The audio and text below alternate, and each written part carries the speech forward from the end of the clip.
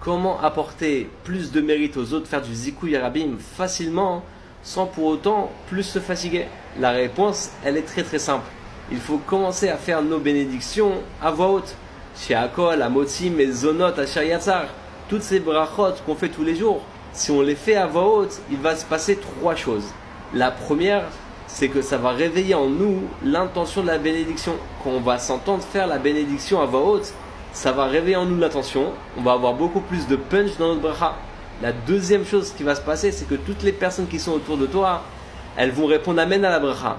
Et ça, c'est extraordinaire. Alors bien sûr, le Yetzer Hara, il va venir, il va te dire, mais attends, qu'est-ce que c'est amen? C'est pas grand chose.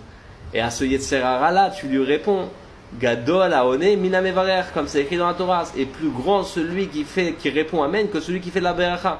Pourquoi? Parce que amen, c'est la rachet vote. Quel Meler Neeman. En d'autres termes, ça reflète la émouna éternelle qu'un juif il a en Kadosh Baruch Hu. Donc c'est extraordinaire. Et la troisième chose, c'est que ça va faire effet boule de neige. Toutes les personnes qui vont vous entendre faire la bravo, ils vont aimer. Et eux aussi, à leur tour, ils vont faire pareil. Ils vont faire la bravo et d'autres personnes ils vont répondre l'amen, etc. Effet boule de neige.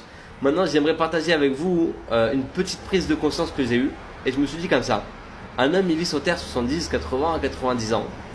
Et au bout de toutes ces années-là, de Shiakol, de Mezonot, de Asher Yatzar, il va accumuler une certaine richesse dans les bénédictions. Maintenant, cette richesse-là, elle peut être sombre ou elle peut briller. Si on fait la bracha en mode Baruch Ata Hashem, etc., hyper rapidement, alors c'est sûr qu'il va acquérir une certaine richesse parce qu'il aura fait la bracha. Mais cette richesse-là, c'est pas forcément qu'elle va briller. Ça veut pas forcément dire qu'elle va briller.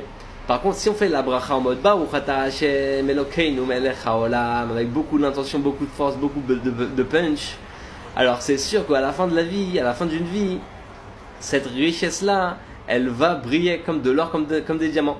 Voilà, c'est la petite nékouda que je voulais partager avec vous. Beracha v'atzlacha, je vous dis à bientôt. Je vous embrasse très très fort.